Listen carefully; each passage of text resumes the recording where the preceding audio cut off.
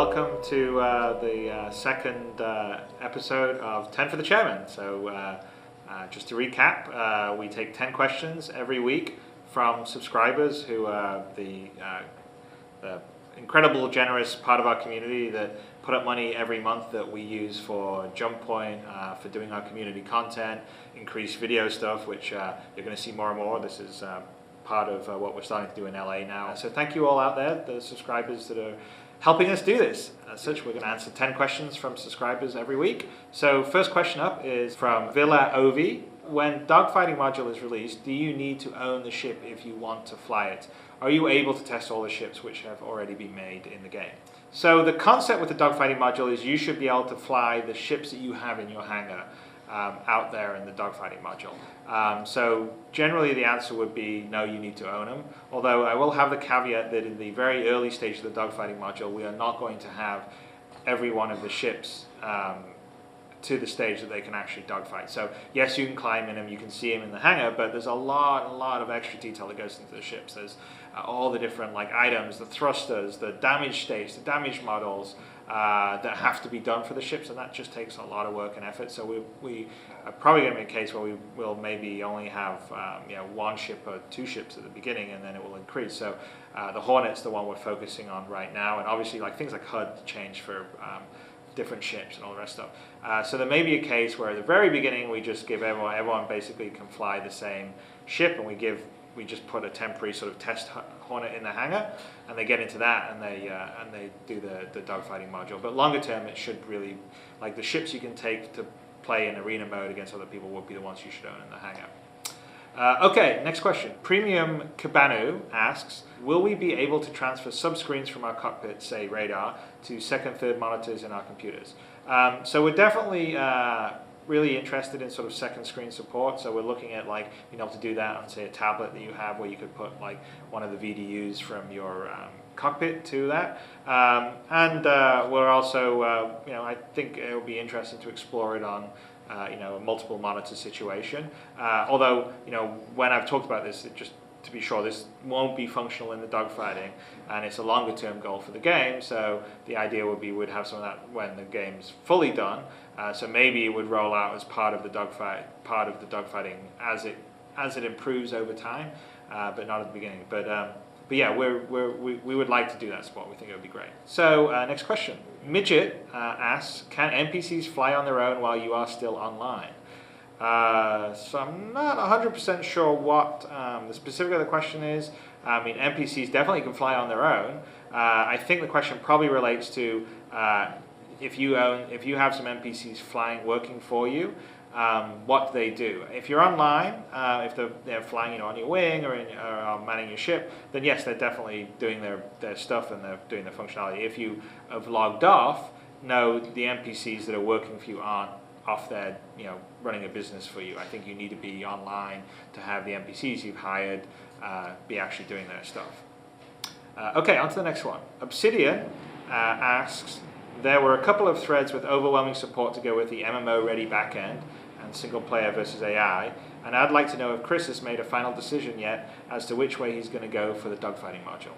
Yeah, I mean, that's this is a good illustration of some of the things that are sort of going to crop up in the development stage, where when we get to a certain point, we can sort of make a choice of, okay, do we do it right? Do we do it the way that it's going to be in the final game, or do we hack something in right now just so we can give it to people?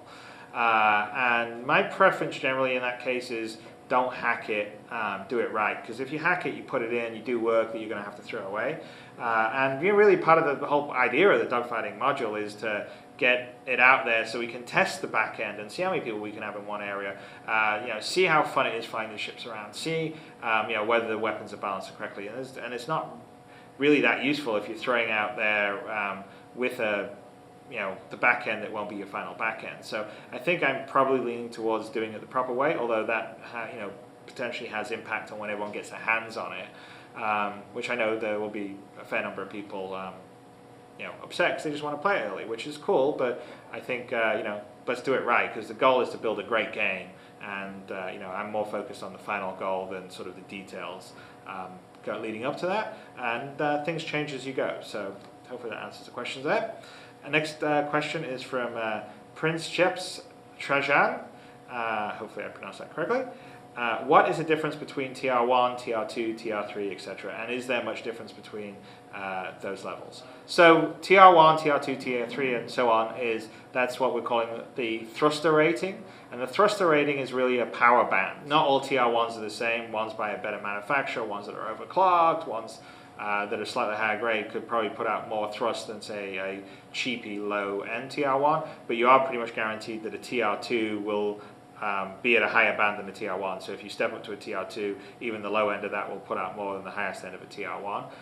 And also when you go from TR1 to TR2, TR3, don't assume that it's a linear progression.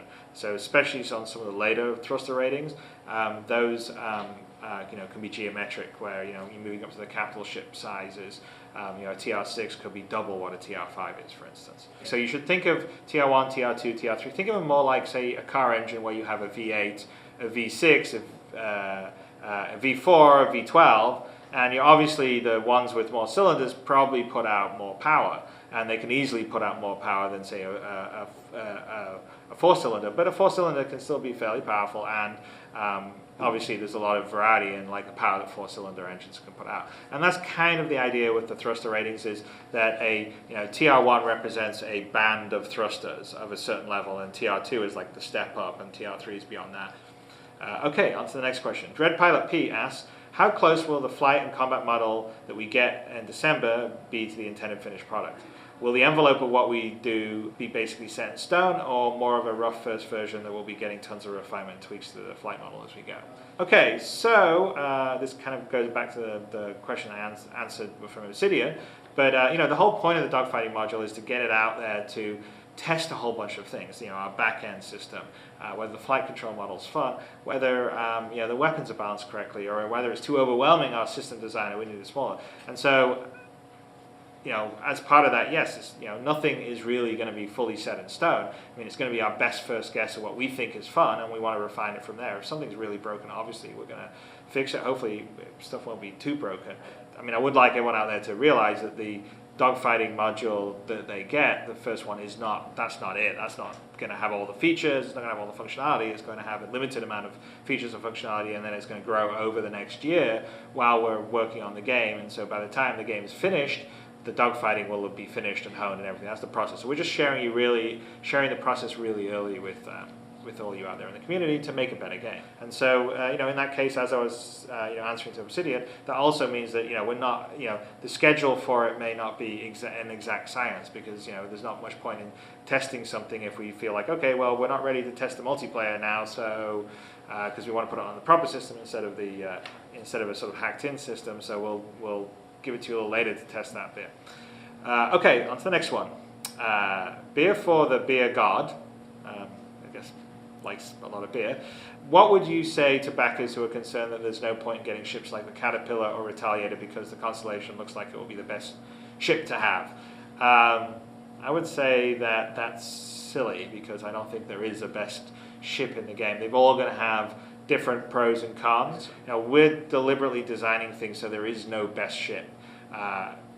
So something like the Caterpillar, for instance, if you are more into sort of trying to board a bigger ship, take them over, a Caterpillar is definitely better for that than a Constellation. But also, all the different ships are going to have sort of different pros and cons. So for instance, bigger ships are cool because you can have multiple people on them, you can have turrets walk around, but bigger ships, just like in real life, won't be able to turn as fast or be as maneuverable as, say, a smaller ship will be. There isn't really a best for anything. There may be a best for this particular role, but it's sort of, I think, and that's the beauty of Star Citizen. There are lots of different roles, lots of different things you can do. And we're very focused on having different roles and functions for the ships, so there'll be different kinds of play styles, all based on what you want to do. And so that's what I'm most looking forward to in the game, is to have this whole variety of ships. And some people may just want to be flying single-seater ships and focusing on dogfighting. People may want to be multiplayer, co-op, bigger ships, doing exploration or trading runs or whatever. So I think there's going to be a vast amount of play, and it'll be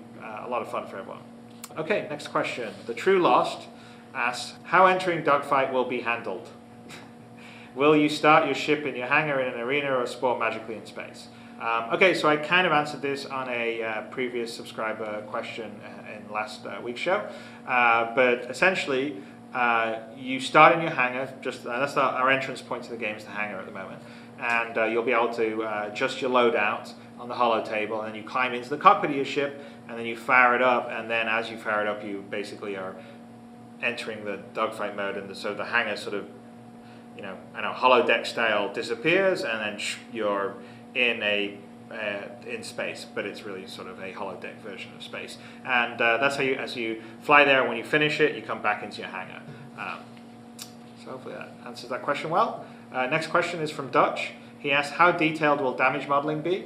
Will angle of impact be taken into account when calculating armor penetration, with sloped armor having a chance to deflect shots? So damage modeling will be very detailed. I mean, that's actually one of the issues with getting everything ready for the dogfight, is that there's a huge amount of assets that have to be built besides just the ships you've seen. All the different pieces have to have multiple damaged parts at various levels of damage. There's a whole bunch of really cool graphical stuff that we're going to do for that, and we're modeling it pretty detailed too. So there will definitely be the angle of incidence of a projectile hitting armor and ship will count in terms of the damage, its penetration ability, all that. Now my goal is to have the actual base level of the game actually physically detailed and pretty, to a level that I haven't done in one of my past games, and then just sort of have sort of the high-end ship control stuff.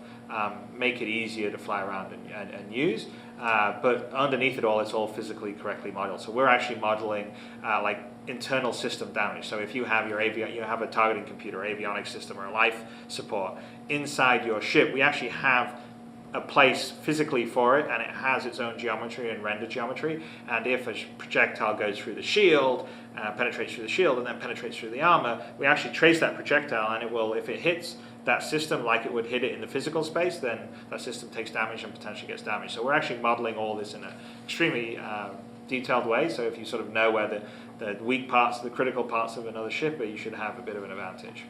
Okay, last question we have today is from P. Kirkner, and his question is, what sorts of challenges is optimizing netcode for combat in true 3D space with 6 degrees of freedom presented? Are the issues presented by packet loss and high latency roughly comparable to a first-person shooter, or are you expecting this game to be more latency dependent?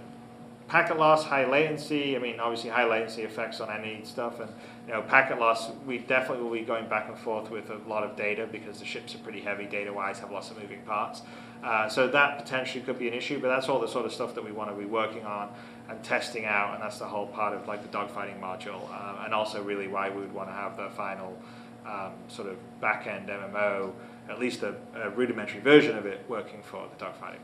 There are advantages to the space sim part of Star Citizen or Squadron 42 in terms of sort of multiplayer and netcoding compared to a on-foot first-person shooter. Now, of course, we do have an on-foot first-person section, so that will have the same problems that you have in a Call of Duty or something.